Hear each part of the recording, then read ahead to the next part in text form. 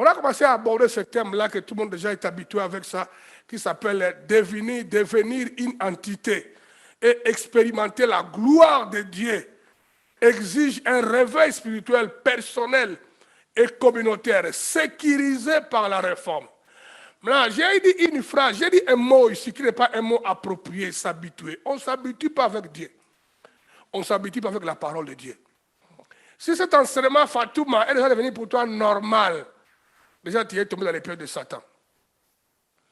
Lorsque Dieu parle, sa parole doit toujours sortir de mains comme waouh, comme un marteau dans nos cœurs, nous interpellant toujours de se rapprocher avec Dieu. Quiconque a voulu s'habituer avec Dieu dans la Bible, dans l'Ancien Testament, tout le monde connaît l'histoire, ils ont fini par se faire du mal. Comme Moïse s'est habitué avec Dieu, Moïse s'est fait du mal.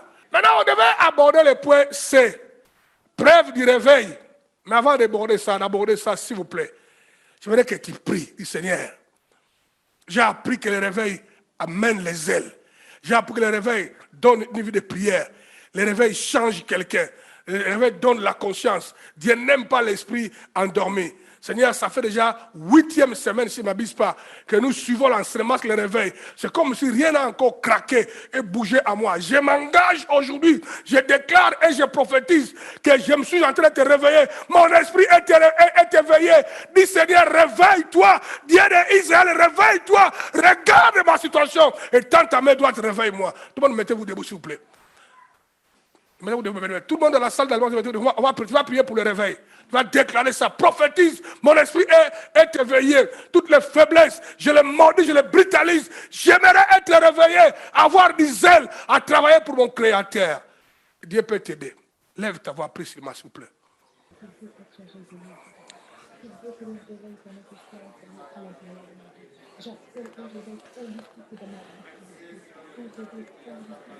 Seigneur, aide-moi à me réveiller, ô Dieu de gloire.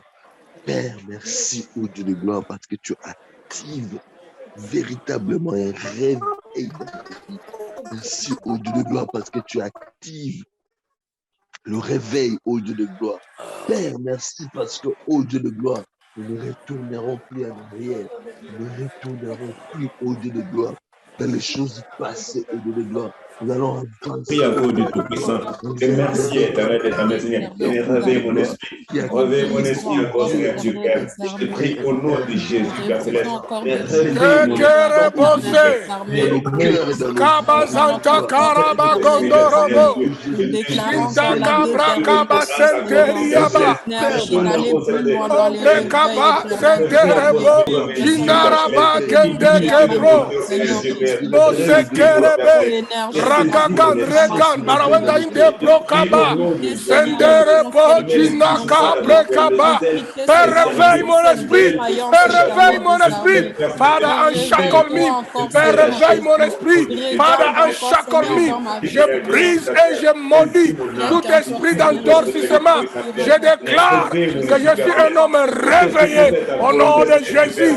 Réveillé au nom de Jésus. Prie le Seigneur. Je refuse les sommeils spirituels, Père. Et saisis mon âme. Saisis mon cœur, Seigneur, Père. Réveillez mon esprit, Père. Réveillez mon esprit,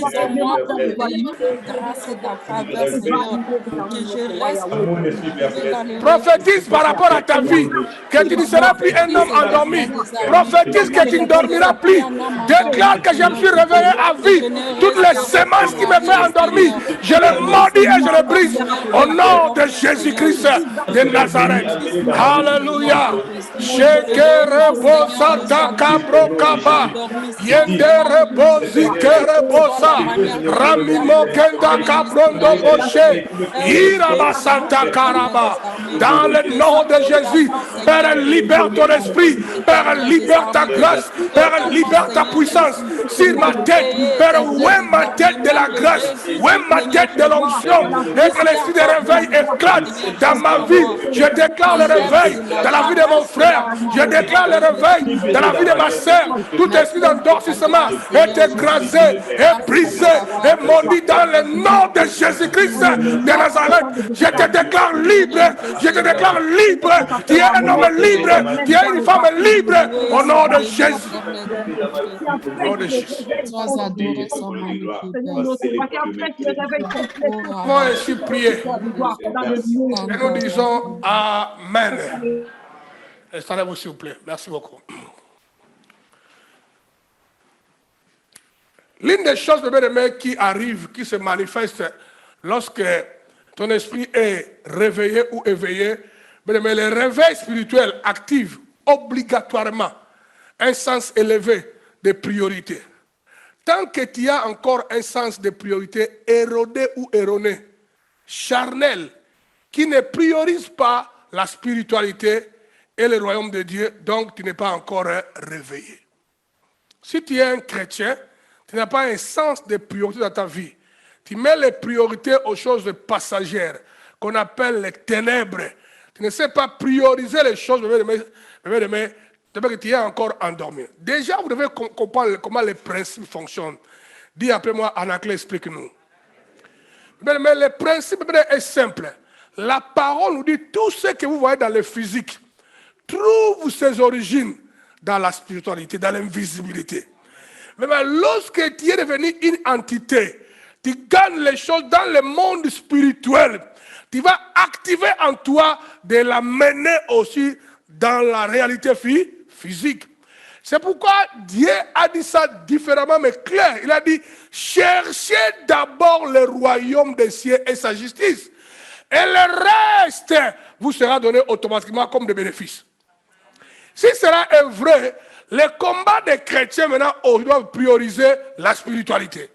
Parce qu'ils savent que si tu es vraiment spirituel, tu te positionnes comme Dieu le veut, bien aimé, toutes les victoires que tu amèneras, sur les plans physiques, socio-économiques, santé, terrestre, tu vaincras. Par les choses qu'on mange dans le monde spirituel. Et là-bas, tu deviens une entité. Tu deviens un être spirituel et dominant. Tu as élevé ton esprit. Même quand les sorciers, les liens familiales, attaques démoniaques, les malédictions se lèveront contre toi, tu es barricadé. Tout ce que Dieu avait prévu pour toi sera sécurisé. Cherchez d'abord le royaume des cieux. Et dans le livre des journaux de Luc ou Marc, on l'a encore amplifié. À quoi sert à un homme de gagner le monde entier s'il perdait son âme? Les gens changent de priorité. Ils mettent la charrue avant le bœuf. Ils cherchent, ils veulent trouver leur pouvoir, leur notoriété, leur reconnaissance aux choses passagères.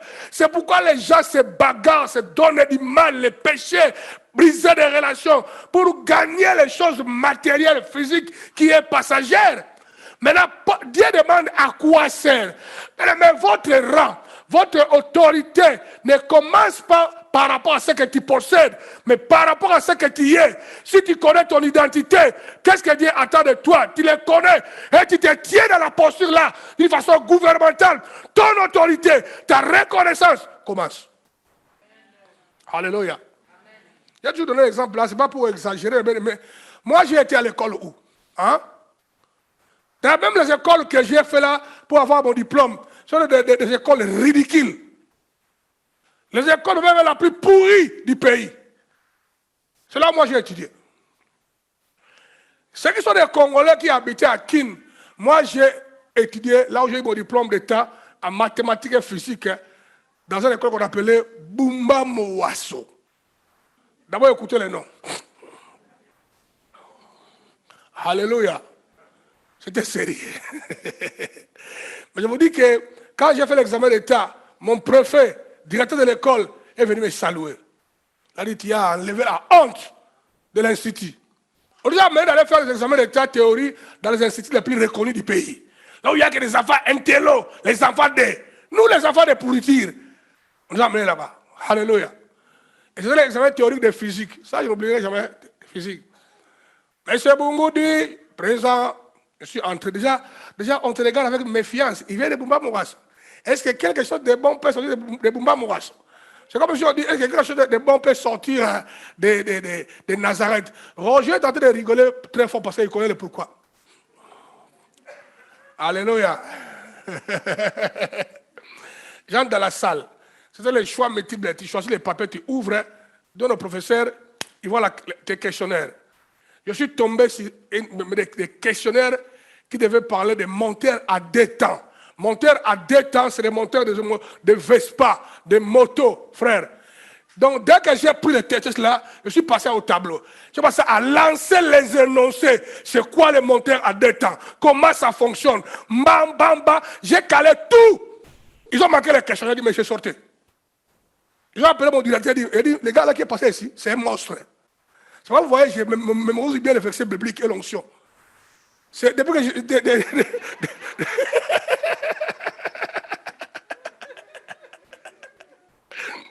Le directeur est rentré à la classe et dit, mais Bungoudi, tu as fait la joie de l'institut pourri. Mon frère, peu importe là où tu as grandi, institut pourri, la famille pourrie, ça ne change absolument rien. Toi, tu as ta destinée. Dieu a dit, je connais les projets que j'ai formés pour vous. La seule chose, réveille-toi.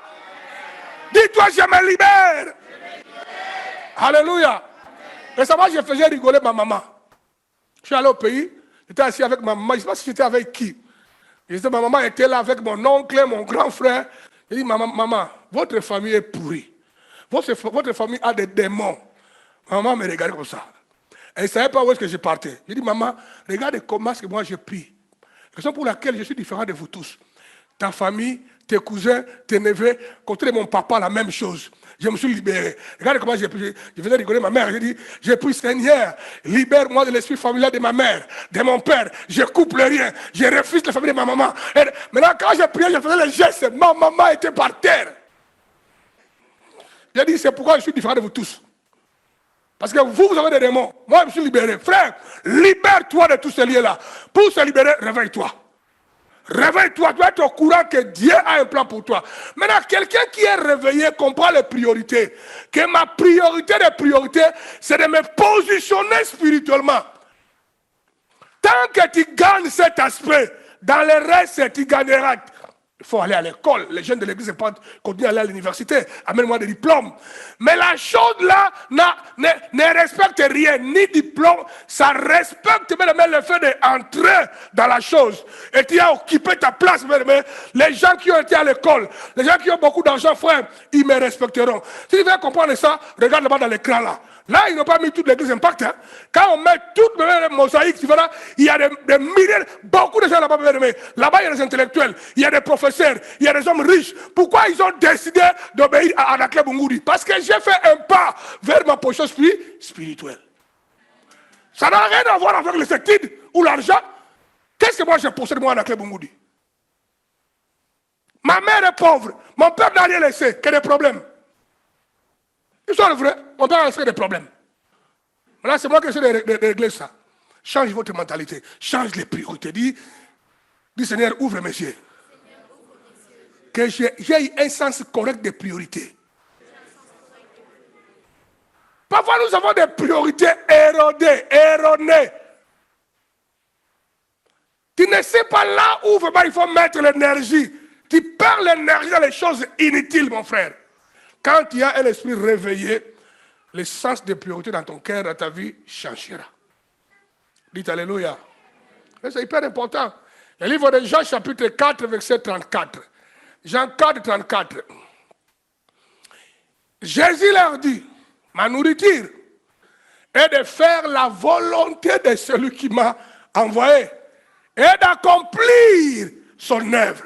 Mon frère, ce texte est extraordinaire.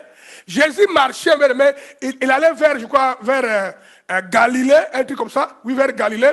Il devait passer maintenant par tout près de Samarie, à Samarie, vers une ville qu'on appelle Sichar. Pendant que Jésus passait avec les 12 disciples, arrivé à Sichar, les gars a eu très faim. Il a dit, écoutez Pierre, écoutez Jean, écoutez André, je ne peux plus marcher. J'ai tellement faim, en tout cas, vous allez chercher la nourriture. Moi, je vous attends ici. Faire encore 10 mètres vers le marché, je vais tomber mi-chemin. Moi, je m'arrête ici.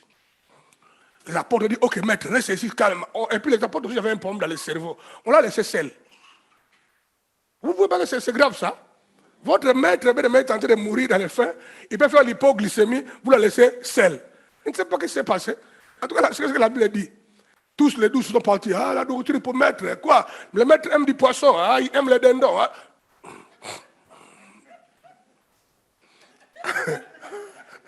Entre-temps, ils sont en train de dysfonctionner.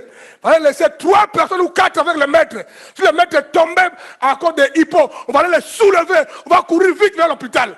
Laissez le maître seul.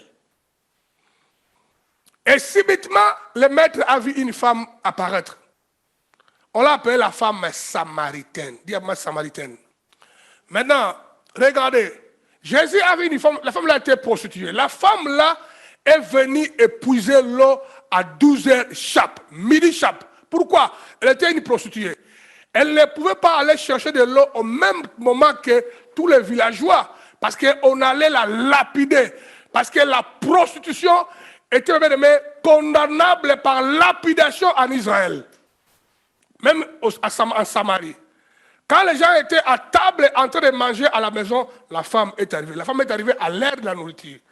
Maintenant, ils ont croisé, elle a croisé Jésus. Jésus lui a dit, la femme, est-ce que tu peux m'aider à me donner de l'eau à boire? La femme lui a dit, mais c'est quoi ce bêtise-là? Toi, tu es un juif.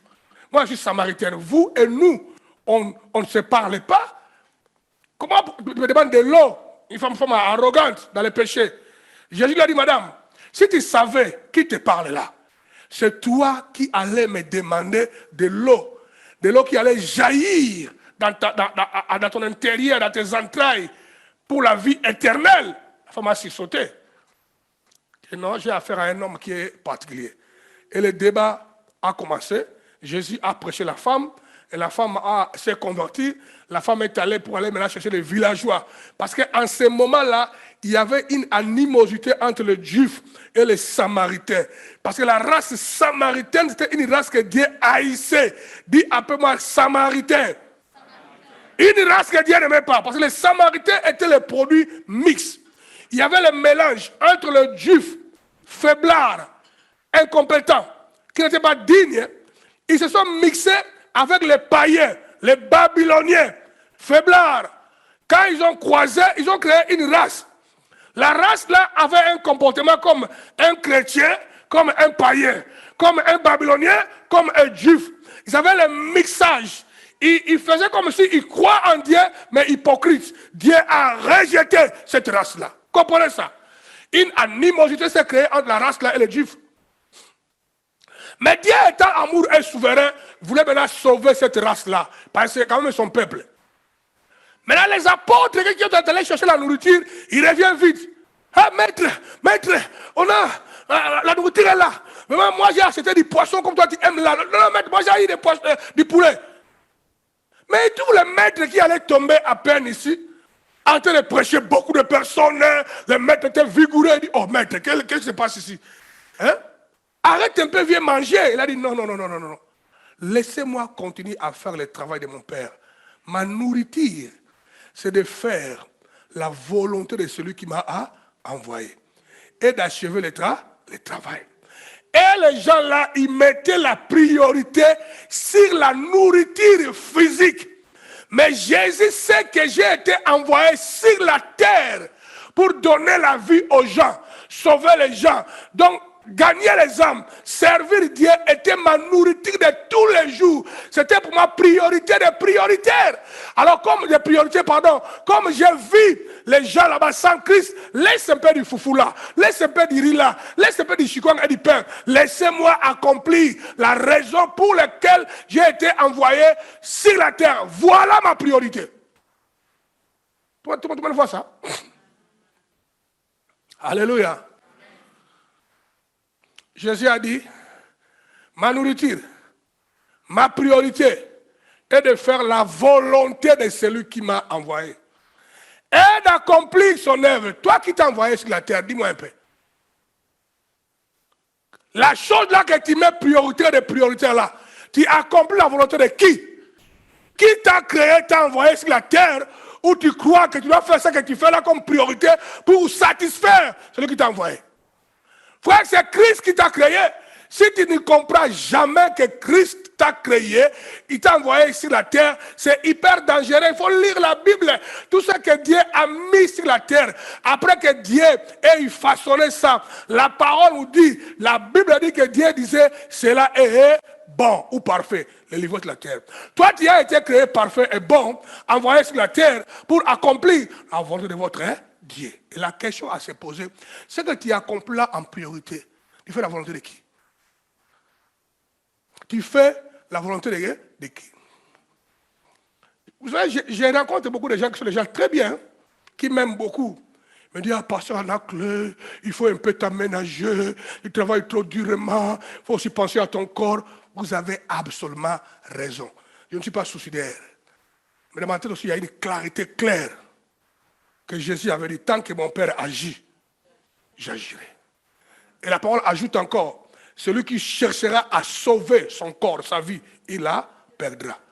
Mais celui qui est prêt à le perdre pour la gloire de Dieu, il la sauvera.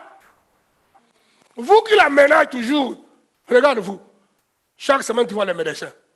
Moi qui la ménage pas toujours en bonne santé là. Ça, c'est le problème. Toi, tu la ménages. Tu fais même les sports, tous les jours, sport. Tous les conseils des Babyloniens, tu as déjà avalé. Il faut marcher tous les jours pendant 50 minutes. Quand tu te réveilles le matin, tu n'as même pas bossé dedans, tu marches. Malgré ça, il y a que des problèmes. Je ne dis pas qu'il faut arrêter, il faut continuer à le faire. Hein. Arrête, j'arrête. Non, n'arrête pas. Continue à faire ça. Alléluia. Mais le problème, c'est lié dans votre configuration intérieure. Voilà le débat ici. C'est un verset que j'aime beaucoup prêcher ça, mais je n'ai pas le temps parce qu'aujourd'hui, on est là pour ça. Ma nourriture est de faire la volonté de celui qui m'a envoyé et de l'accomplir. Le mot là ici, son œuvre est de l'accomplir. Le mot là ici, accomplir, c'est le mot achevé. Qui veut dire ultime. Donc Jésus disait, je suis un homme ultime. Tant que le but de Dieu n'est pas encore arrivé à l'accomplissement, tant que Dieu n'a pas encore sauvé Samarie, je ne suis pas encore en train de faire la volonté de qui? De Dieu. Tant que Samarie n'est pas encore sauvée, je ne mangerai pas. D'ailleurs, toi, tu connais pourquoi Dieu t'a envoyé sur la terre. Il ne faut pas dormir, s'il te plaît. Si tu dors, c'est mauvais. Tenez compte de ça. Un homme, une femme réveillée, Chara Bungoudi, il comprenait les priorités. Il ne mettra jamais la charrue avant les belles gens. Dites Amen. Les priorités.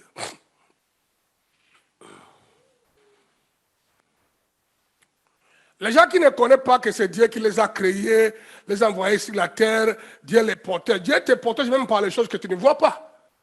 Frère, Dieu nous garde. Frère, moi, votre pasteur Anacle Bungoudi, combien de fois j'ai fait les accidents quand j'étais enfant? Frère, moi, quand j'étais enfant, j'ai fait des accidents énormes.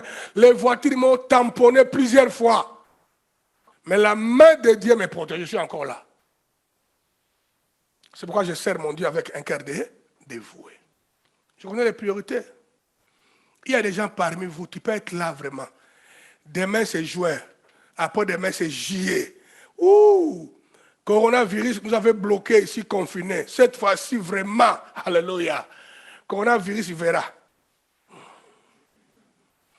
Déjà, tu as les projets de vacances de 1 mois. Tu as déjà mis de côté 3 000 euros, 4 000 euros. Si on vérifie au détriment de la dîme et de l'offrande. Quiconque a épargné sans payer l'offrande et la dîme, mettez les mains à l'air. Ah, personne. Ah, je ne crois pas. Quelqu'un t'aurait mentir. Parce que tu veux aller en vacances. Même quand je mets là-bas les paniers de l'offrande, je dis que non, il y a un frère dans l'église, qui n'a pas payé son loyer, ni son courant, ou qui est malade. Il faut l'amener à l'hôpital, nous manquons l'argent. Tu verras que les gens qui n'ont pas un sens de priorité, ils seront engagés à garder 3 000, 4 000 pour aller en vacances. On va mettre 100 euros pour son frère qui est en train de mourir. Par l'essence des personnes n'existe pas. Toujours charnel et égoïste. Les regards tournés vers eux, exagérés.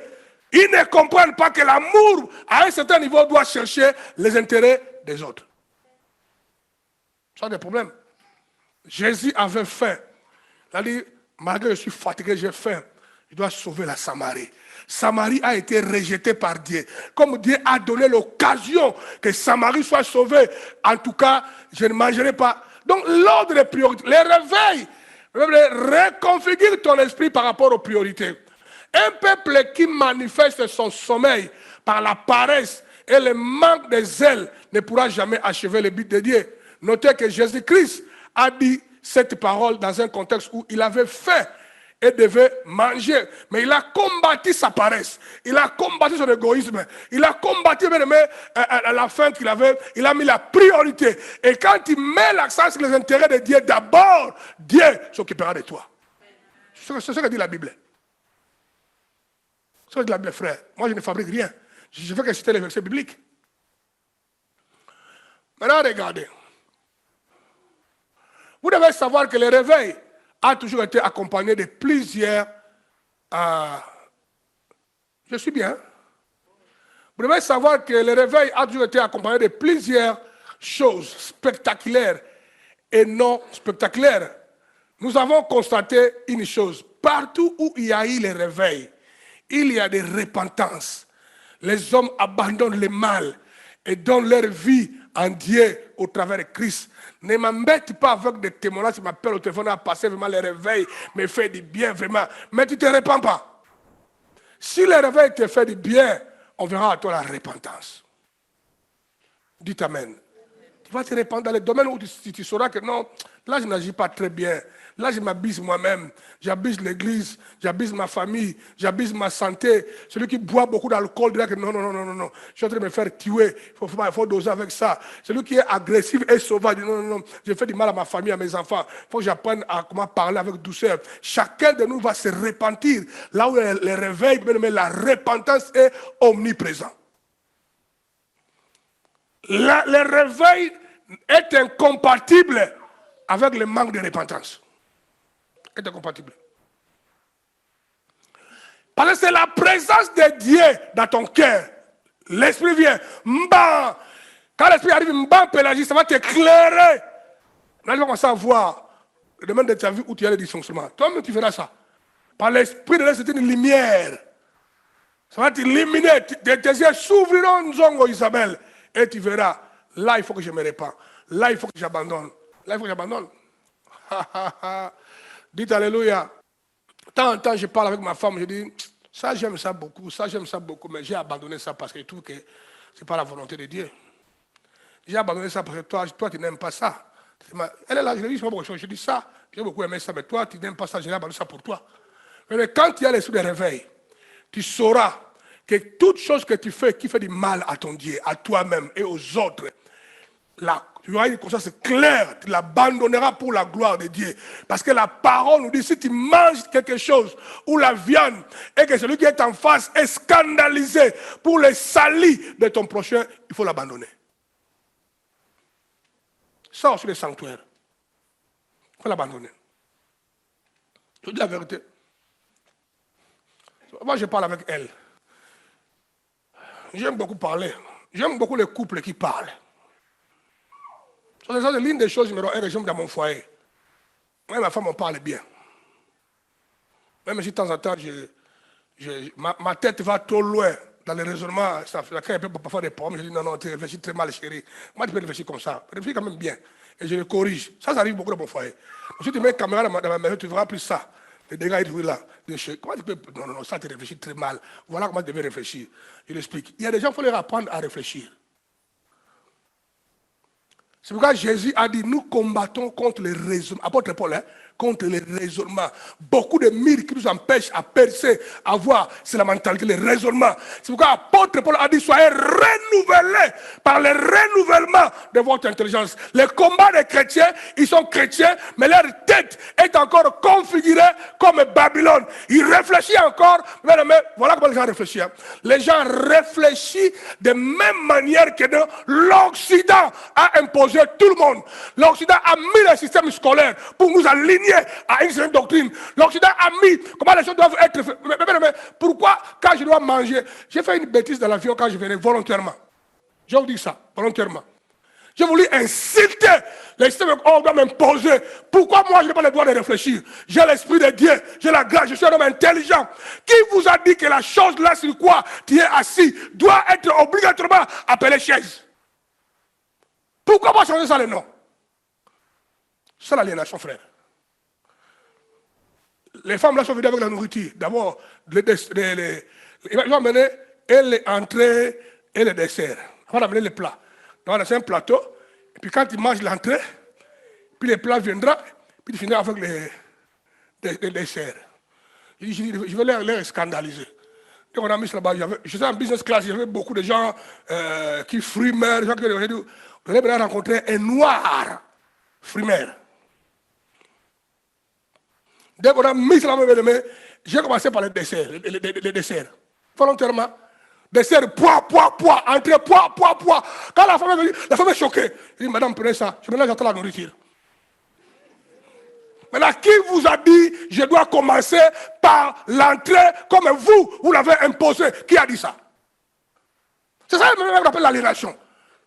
Maintenant, quand tu es enfant de Dieu, tu es éclairé par l'Esprit de Dieu, tu ne laisses plus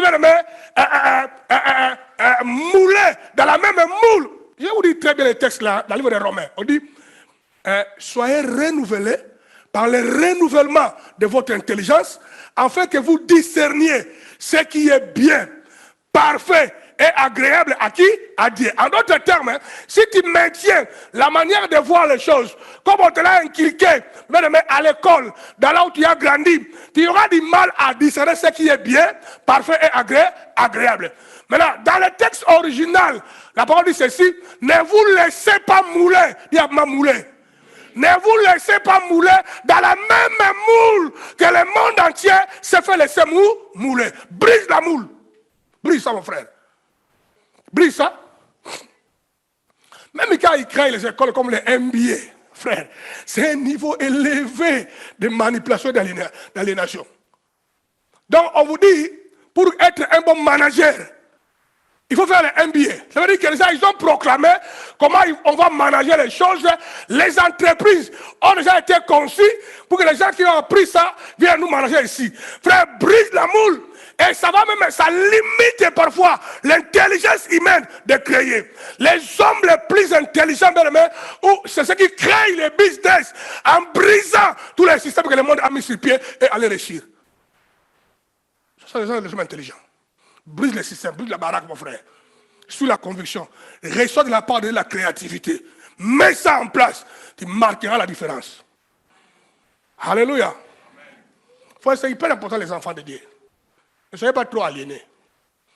Comme vous avez beaucoup parmi vous de belles femmes, de belles jeunes filles, de belles garçons, vous faites aliéner.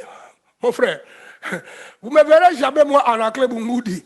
Les monde puisse jouer avec moi. Tu vois maintenant, les jeunes garçons bogards, présentables. Mais il met un pantalon tellement serré et dongui juste ici. Quand il marche, il est comme un petit pédé. Le monde est en train de se moquer des gens. J'ai appelé un frère à qui j'ai dit, toi viens ici. J'ai dit, toi viens ici. Et puis c'est un professeur, hein, là où il me sujet, il dit, viens ici toi. Il dit, toi tu es professeur. Toi tu éduques les enfants à l'école. Regarde comment est-ce que tu es. Même quand un enfant à l'école te regarde, il y a un souci. Je t'interdis de t'habiller comme ça. Toi, tu es membre de l'église Impact. Pourquoi vous ne verrez jamais, bien aimé, Louis Michel, François Hollande, Obama, s'habiller comme un tintin comme ça? Mais il nous l'impose. Mais les gens avec l'esprit faible, on le verra que non, il est à la page. Parce qu'il a mis un pantalon de jean où tout son corps est destiné comme une femme. Et puis Dongui.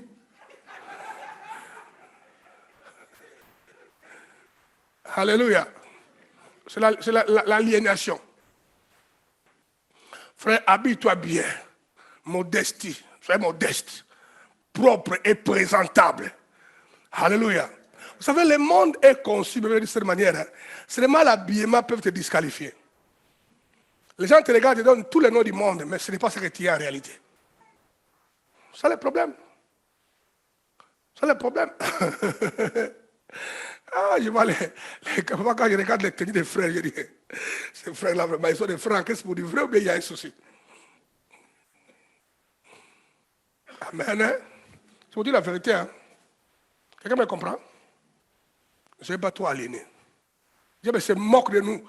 Les possédés, les vendeurs des habits, les gens qui créent. Mais tous les gens qui créent des modes sont des possédés. Tu ne trouveras jamais dans l'industrie des modes un homme qui n'est pas homosexuel. Vous savez ça? Dans l'industrie des modes, mon frère, de cette génération, les Louis Vuitton qui vont émerger, les Gianni Versace, c'est les gens qui sont des homosexuels. Il faut entrer dans ces choses-là pour être validé. Là, c'est eux qui créent des modes pour nous influencer. Alléluia. Frère, habille-toi comme les pasteurs en anglais si tu as un souci. Si tu as un souci, habille-toi comme moi. Simple, chemise, pantalon, jean, c'est bon. Pourquoi tu vas mettre un pantalon qui te soigne comme ça dans le corps, comme si tu es puni? Hein? Même parfois, même les démarches deviennent un peu compliquées. Mais il faut seulement être à la page. Mais c'est ridicule ça. Je vais vous faire rigoler un peu. Hein. Je vais arrêter aujourd'hui. Cet enseignement, je vais arrêter ça avant. On va faire un seul point, on va arrêter. Récemment, j'avais reçu, quelqu'un d'Abidjan m'a donné, on appelle ça quoi? Tissu, ouais, qualité, les bons tissus, regardez, j'ai beaucoup aimé ce tissu-là. Je vais faire maintenant les hauts et les bas. C'est ma femme qui a amené ça, la couturière là, elle a fait ça. Quand j'ai vu les pantalons, j'ai dit, les pantalons là est un peu serrés. La femme m'a dit non, ça va marcher. Ah, bah, oh. Quand j'ai mis ça, c'était un peu serré. Mais comme le haut était long, ça venait jusqu'ici, j'ai dit, bon, ok, ça va couvrir. Alléluia. Je suis monté dans la voiture avec Stegel. Stegel est là. Comme les pantalons étaient serrés, je suis arrivé à la banque avant de descendre. Les pantalons ont fait Kia. Les pantalons sont déchirés. Mon frère, histoire de frère. Les pantalons sont déchirés de haut jusqu'en bas. Donc, j'entrais à la banque, mais tout mon derrière était de haut. Stegel tirait ma chemise, Stegel. J'ai dit, Seigneur, tu vois, j'ai dit au banquier, mais je m'excuse, mon pantalon s'est déchiré, mais moi je ne sors pas ici si je n'ai pas mon parce que je viens ici plusieurs fois. Retourner encore à la maison. J'avais dit que moi, je suis quand même venu, je m'étais un peu comme ça, donc. Amen. Je faisais rire ma femme, j'ai dit, mais tu n'as pas voulu que les gens puissent regarder le film gratuit. Amen. Frère, connais tes priorités, la sœur Claudine. Laisse l'Esprit de Dieu pour te renouveler à l'intérieur. Tu sauras comment discerner. Tu auras l'esprit de créativité. Tu feras des choses extraordinaires. Parce que Dieu est avec toi. Tu n'es pas enfant de Satan, tu es enfant de Dieu. Ne permettez pas que ce monde puisse te gouverner. Non, laissez Dieu te gouverner. C'est lui ton créateur. C'est lui ton maître. Il te ouvrira les portes que tu n'as jamais imaginées.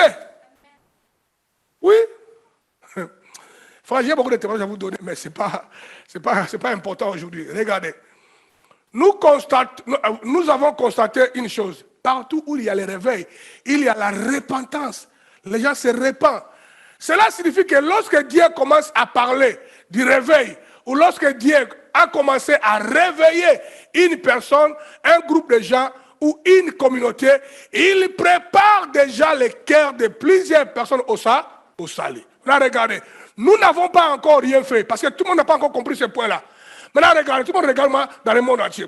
Vous n'avez pas remarqué, durant ces 2 mois, enfin, 1 mois ou 2 mois, si je ne m'abuse pas, mais en tout cas, quelques semaines, tous les jours occultes, à Kin, dans le monde entier, si on reçoit moins les gens, on est entre 5 et 10. Vous n'avez pas remarqué ça? L'impact des réveils, c'est ça. Maintenant, là déjà, Dieu lui-même nous précède. Mais lorsqu'on prend conscience que quand le réveil est là, quand le réveil arrive dans ta vie, quand Dieu parle du réveil, en dehors de toi, Dieu a déjà préparé les gens autour de toi, leur cœur, pour que le réveil en toi puisse traverser, les toucher et les sauver. Ça, le principe ici, frère. Quand le réveil s'est éclaté dans le Nouveau Testament, le nombre de disciples a augmenté tous les jours à cause du réveil. Tous les jours.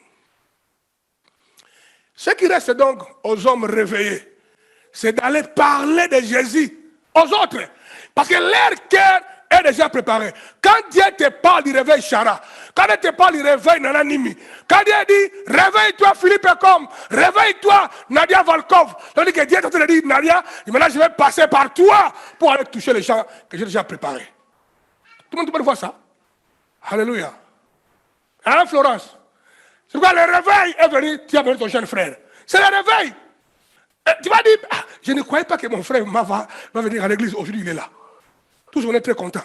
Le réveil est passé par toi à toucher ton jeune frère. Il a rencontré Annick. Je suis au courant de tout. Hein. Lui et Annick, ils ont parlé, ça s'est bien passé. Ah, je vais voir Kevin. Il a vu Kevin. Ah, aujourd'hui, il est là. Ça, c'est le réveil. Quelqu'un comprend ça?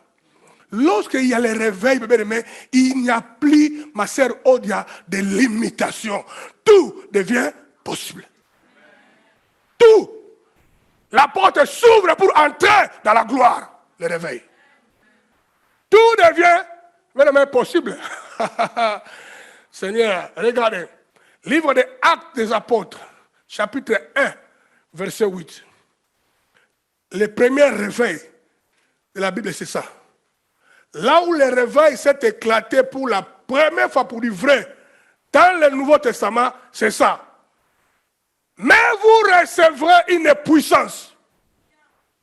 Le Saint-Esprit surviendra sur vous. Et vous serez qui? Mes témoins. À Jérusalem, dans toute la Judée, dans la Samarie, jusqu'où? Aux extrémités de la terre.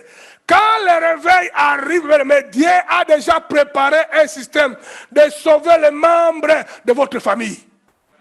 Vous allez témoigner Jésus à Jérusalem, après Jérusalem, en Judée, votre quartier ou commune, après Judée, à Samarie, dans votre pays, après Samarie, dans le monde entier.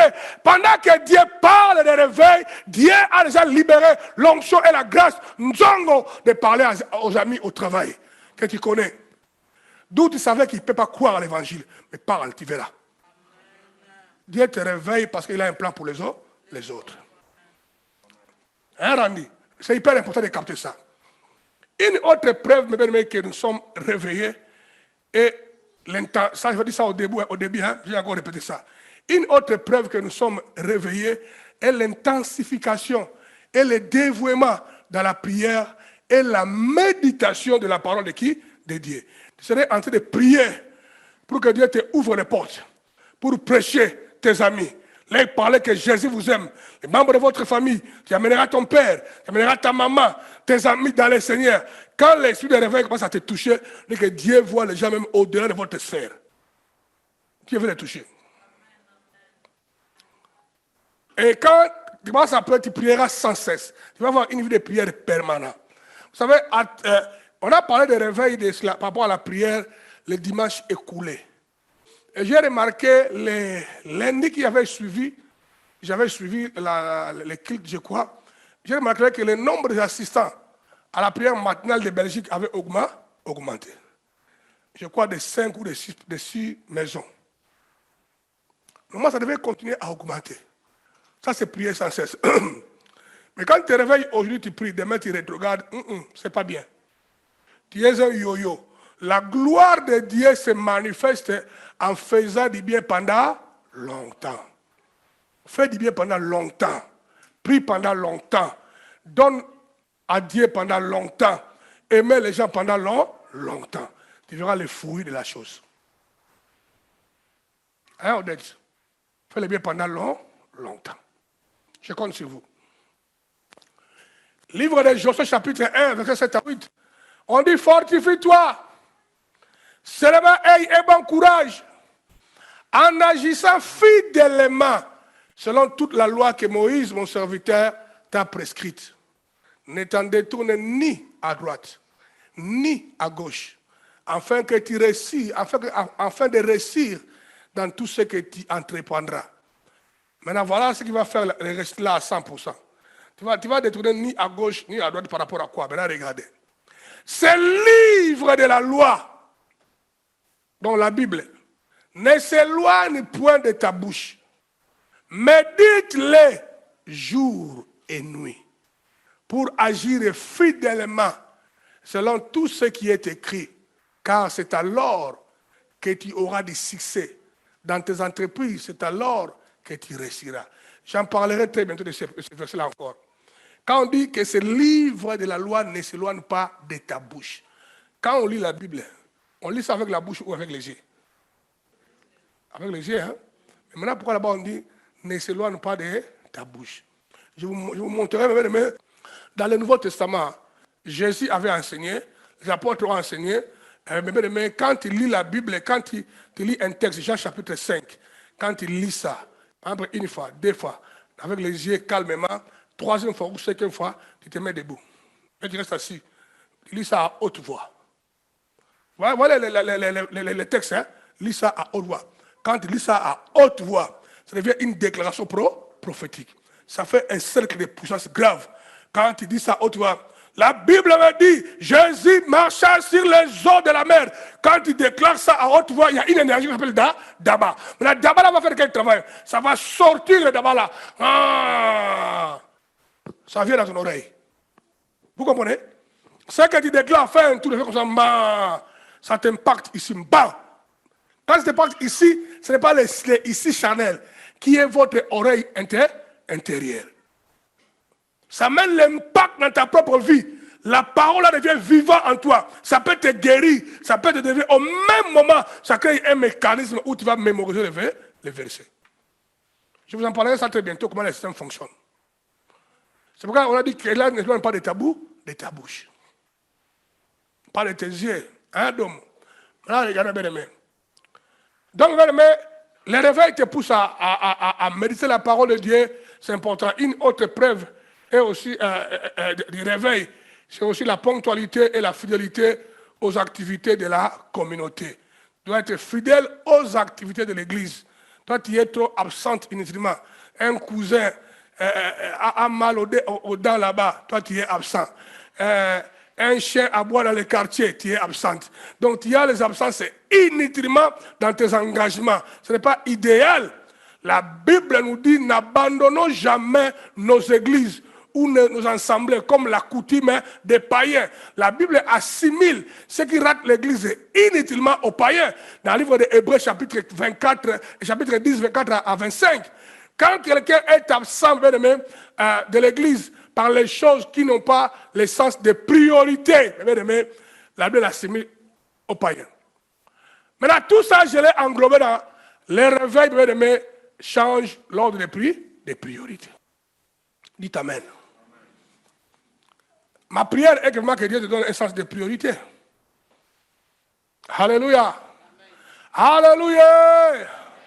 C'est hyper important. Je peux venir ici, par exemple, au mois de mai, au mois de juin. Au mois de juin, notre tournée prophétique commence. Je dis ici que, écoutez, Dieu nous a bénis, on a reçu de l'argent pour les billets, pour aller faire les réunions dans le monde entier prophétique. Il nous manque, par exemple, 200 €.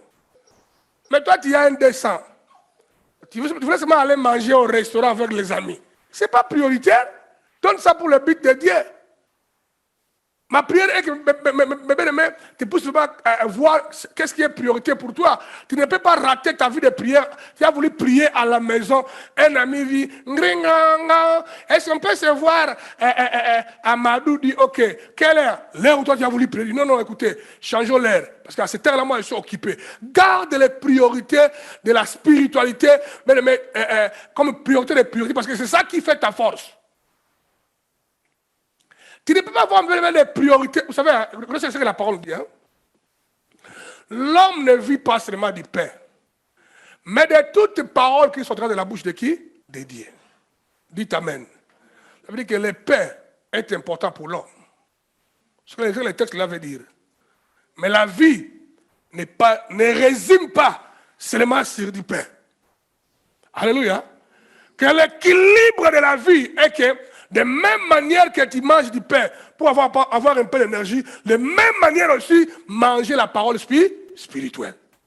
Alors, tu verras quelqu'un qui travaille seulement directement pour avoir l'argent pour du pain, mais il ne travaille pas directement pour avoir l'argent pour sa spiritualité. Ça veut dire que quelqu'un qui est devenu un enfant de Dieu, il veut être sérieux. Il peut acheter un ordinateur, là où il a entassé les programmes de la Bible. Il peut acheter des téléphones de qualité, là où il écoute les enseignements. Ça veut dire qu'il investit pour sa spiritualité. Mais les gens seulement investissent beaucoup d'argent pour de belles chaises, pour de belles chemises, mais ils négligent leur spiritualité. L'homme ne vit pas seulement du pain, mais de toute parole.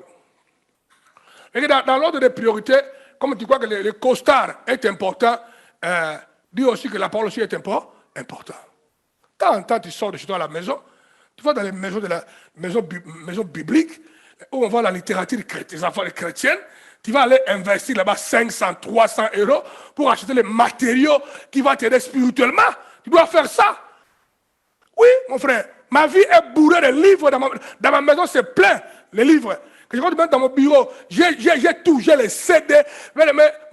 Aujourd'hui, moi et ma femme ont rigolé. Je lui ai demandé, qui a pris mon ordinateur? Il m'a dit, tu as mis ça ici. Tellement c'est beaucoup. Je lui ai dit, chérie, doucement quand même. Tu sais pourquoi? Les matériaux pour mon travail, de Dieu, j'en ai plein. Aujourd'hui, je ne peux pas tolérer d'avoir un seul ordinateur. Non, c'est illégal. Pas un seul iPad, non. Parce que ça sont les outils de travail que je possède. Je dois investir les moyens. Comme j'investis pour acheter ma maison, acheter un pantalon, j'investis pour ma spiritualité. Les maisons resteront. Mais ta vie sur toi, Fatouma, tu seras un jour devant Dieu. Toi, quelles sont les priorités? Tu investis beaucoup en quoi? En quoi? À quoi sert à un homme de gagner le monde entier Pélagie s'il perd de son âme? Ça veut dire que je vais voir tous les membres de l'église Impact à la maison et il y a une bonne Bible de qualité, une grosse Bible. Moi, j'en ai Thompson à la maison, j'en ai beaucoup de Bibles. Et j'ai dit que quand je vais activer mon bureau, qui se fait chez moi à la maison, parce que j'ai envie de faire un bureau chez moi, c'est déjà fini presque. J'attends que moi, on se voit avec peut-être Kevin et Alice pour maintenant d'aménager ça. Je vais acheter une grosse Bible comme ça, qui s'ouvre comme ça. Boum. Donc quand je vais acheter là-bas, je vais lire ça comme ça. Quand j'ai les pommes de lunettes, c'est pas grave, je peux lire ça quand même. Je dois investir dans la chose qui nourrit ma spiritualité. Dites Amen. Et le livre d'Apocalypse dit, vendez tout ce que tu as pour aller acheter la connaissance ou l'illumination. Vendez tout, achète la connaissance. Et la connaissance amènera toujours du pain sur ta table. Changer de priorité. En tout cas, je ne suis pas allé avec beaucoup d'exemples, mais tu comprends l'essentiel. Tu as beaucoup de connaissances, de priorités erronées. Tu peux rater une réunion que tu as avec ton église ou tes frères pour aller au cinéma. Quel foutage ça? Hein? Proclame le cinéma dans les heures où ça ne s'entrave pas avec la spiritualité. Proclame ça. Il faut aller au cinéma. Moi, je pars au cinéma. La plupart de mes cinémas, je passe ça après le culte. Bon, dimanche, on va aller au restaurant après le culte. Là, c'est bon. Les jours où je n'ai pas, en tout cas rien, ce jour-là, on part au cinéma, allons jouer au bowling. Moi, je fais ça. Mais je ne peux pas tolérer une activité charnelle vienne entraver ma vie spirituelle. Parce qu'en clé, mon frère, quoi moi, comme tu es la grande petite fille, comme tu es là, mon frère, comme mon frère Judas, comme tu es là, Marie-Madeleine au Togo, comme tu es là, tu me suis, mon frère Igor à Athènes. L'homme est d'abord spirituel. L'homme est spirituel. Implanté ou caché dans un corps de terre. L'homme n'est pas charnel ayant l'esprit, non. L'homme est d'abord esprit. Qu'on a capsulé, gardé dans un corps. Tu es spirituel. Raison pour laquelle quand tu vas mourir, ou quand on mourra, ce corps retournera dans la terre. Mais ton esprit sortira pour aller vivre éternellement, soit en enfer, soit au ciel. C'est l'esprit. Alors beaucoup de fois, le diable se moque de nous, il nous fait voir des priorités charnelles. Le corps là, ce n'est pas un véritable toi. Ce n'est pas un véritable toi. C'est pourquoi les corps là, on peut les manipuler comme on veut. Les corps là, on peut les manipuler. Si moi je vais devenir demain teint clair, comme Jean, le mari de Oda, je vais le devenir, ou bien comme Benoît. Je vais aller mettre des produits tant. Demain, quand je venais ici, blanc. Comme Michael Jackson. Parce que les corps là, on peut les manipuler comme on veut. Mais votre âme, c'est toi véritable toi. On le manipule déjà? Jamais. Alors travaille pour embellir. Change l'ordre des priorités. Dites Amen.